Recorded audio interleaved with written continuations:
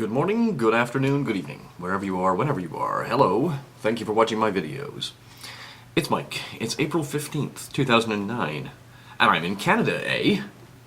I have to get used to saying a lot, I suppose. I have to become a true hoser. That's right, eh? So we're gonna go down to Tim Hortons, eh? Yeah, we'll get some donuts, eh? Have a bit of coffee, eh? So here I am in Waterloo. Yeah, it's been rather a difficult journey over here, and with some small issues about internet connectivity, but I am back. Unfortunately, I can't really post videos from the hotel, but I can record them here and upload them when I'm at the office. So hopefully I will do that. I'll be able to do that today, and hopefully you will all see this video. Anyway, so a couple of things in the news that I found interesting that I thought I would bring up. Now the first one, of course, is, I should mention, of course, that if I'm not able to do videos, I generally put a couple of posts onto my blog site. Things that I find interesting or humorous or may actually have some impact on people. So please be sure to check my blog site. It's feveriam.blogspot.com, and of course, it's linked at the side. Okay, so today's top story is, of course, UBS. UBS is a bank over in Switzerland, although they have banking operations around the world and quite a bit in the UK. UBS to cut 11% of its global workforce, which works out, I think, 7,500, I believe was the number I read. But don't quote me on that one because I may be slightly off. Let's just have a look here. Yes, so that will mean 8,700 job losses, a large number of which are in the United Kingdom. UBS have a big presence in the city of London. Now another story that caught my eye was this one about Fiat may walk away from the Chrysler tie-up. Fiat was basically going to sell or give some of its technology to Chrysler in return for a sizable portion of Chrysler itself as a way of rescuing Chrysler from the current economic downturn.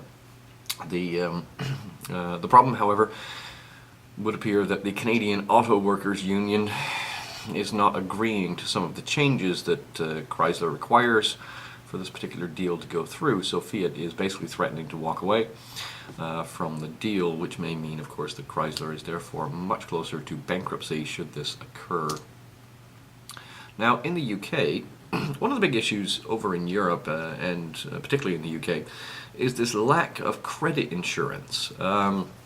Basically, suppliers will get credit insurance whenever they go and do a big deal with, say, for instance, an auto manufacturer. So if there's some outfit somewhere that's making, special little bolts for a particular auto manufacturer, they'll get into an agreement with them, and part of that agreement will be, the auto manufacturer agrees to purchase, 20 million of these bolts.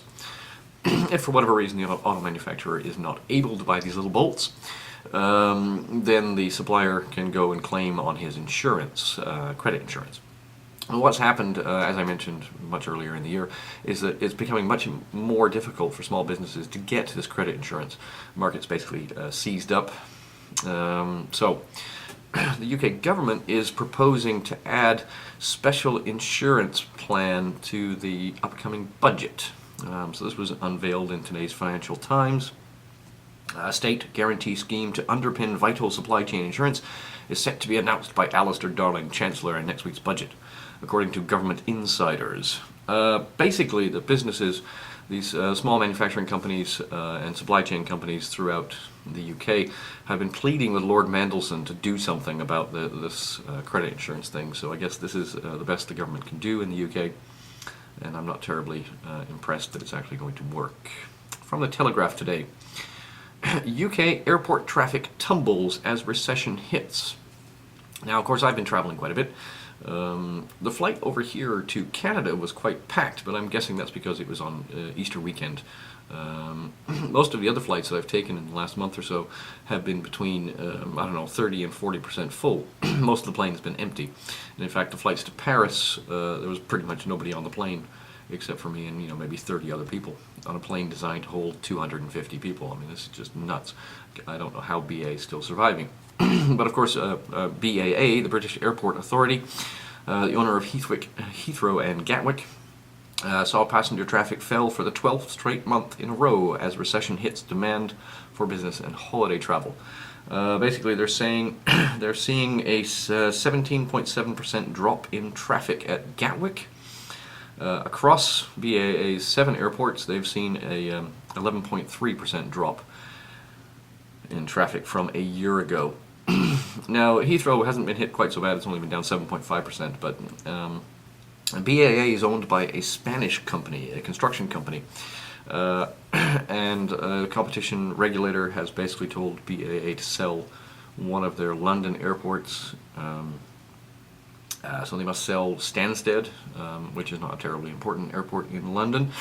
And indeed, they must also sell either Glasgow or Edinburgh Airport, as well as Gatwick. So, BAA basically is probably going to claim that they're not making much money and blah, blah, blah, blah, blah. And do we have to sell our airports? All that kind of crap. Okay. Standard & Poor's, now that Ambrose Evans Pritchard has been stirring things up slightly again. Yesterday in the Telegraph, S&P expects a third of Europe's junk bonds to default. So basically, they're claiming downturn in real estate and construction sectors, sharp rise in unemployment, reduced consumption and investment, and liquidity squeeze have converged, says the rating agency. And they're basically warning that 30 to 35% of all sub-investment grade companies, that would be BB plus or lower, will file for bankruptcy, miss payments, or face forced restructuring between now and the end of 2011. So Standard & Poor's is basically saying that all these small companies are going to go out of business or have difficulty repaying their loans, and they're going to have a hard time restructuring their loans and refinancing their loans. So far, the top casualty is Dutch-based LyondellBasell, the world's third biggest chemical group, which defaulted in December on debts of $18.9 billion, mostly from a leveraged buyout by Russian-American tycoon Len Bafadek. Who knows? Anyway, so basically, there are going to be all kinds of problems within Europe. If these companies can't get refinancing and restructuring, they're going to have to default on their bonds, and lots of people are going to be upset. Now, Goldman Sachs has been in the news recently, of course. One of the things I found interesting in the Telegraph, though, Goldman Sachs hires law firm to shut down a blogger's site. Now, there's a blogger out there, a chap by the name of Mike Morgan. Yeah, Mike Morgan. He's got a blog site, goldmansachs666.com, which is a good laugh if you want to go read it. The blog's actually on blogspot.com. If you go hunting around, you can find the blog directly. Basically, Mr. Morgan is claiming that Goldman Sachs runs the U.S. government or effectively owns them. So, Goldman Sachs is going after him. They got better things to do with their time, but never mind. So I've linked the article. I've also linked to the blog itself, so you can go look at it. Now, one of the other things I've been watching, of course, is Martin Armstrong. Mr. Armstrong obviously did some papers about cycles and business cycles and so forth. Now, he's come up with a new one, new paper, which I've linked on the side. If you go look there, Behind the Curtain is his latest piece, The Real Conspiracy, and this was published April 9th, came out April 9th. And it's been gathering some momentum out there on the internet. Wired Pirate's been mentioning, but it's also on Godlike Productions and so forth. Now, basically, he's saying that everything, all the bad stuff, is back down to Goldman Sachs yet again.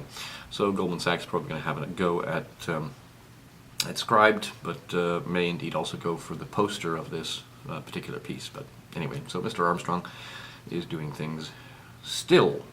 Now, finally, one of the other things, G20 report. There was a report recently about a new attack upon one of the G20 protesters. Essentially, she was taunting a police officer, and he smacked her with the back of his hand. When she refused to go away after that particular assault, he took out his baton and whacked her behind the knees. And this was all caught on video. It has been on BBC, the news, and all over the place. Anyway, the police officer has been identified and suspended. It was difficult to identify him because he was actually at the protests without his little badge number on his shoulder, which is, of course, against regulations. Now, I've included an article which also includes a link to a video which shows this particular attack from a number of viewpoints. Now, the reason for mentioning this is, of course, today is tax day in the States. So there's going to be some tea parties going on. Please, please, please, if there are police, if you get rounded up for whatever reason, like they did with the G20 protests in London, don't taunt the police. They're humans too. I mean, they're probably going to lose it after a few hours, like they did in London, and you really wouldn't want to be on the receiving end of some of this baton swinging. But of course, do go out and protest and get ready for things. Now, I've included a link to the Tax Day Tea Party website, so you can go and try and find one in your locality. Although by the time this actually gets up, they've probably already started, and you may have missed out on the fun. And finally, a little funny story that caught my eye this morning, just because I'm silly. Norwegian man caught having sex with girlfriend while driving at 100 miles per hour. So I included a link here. The Norwegian police followed a man on Sunday evening, Easter Sunday, late on Easter Sunday, as he was driving erratically down the E18 highway, 25 miles west of Oslo in Norway. Well, what are you going to do? It's cold up there. You got to have something to do on Easter weekend. Okay, folks, I will try to do another report soon. Peace, love, understanding, think about things, and I'll speak to you again soon.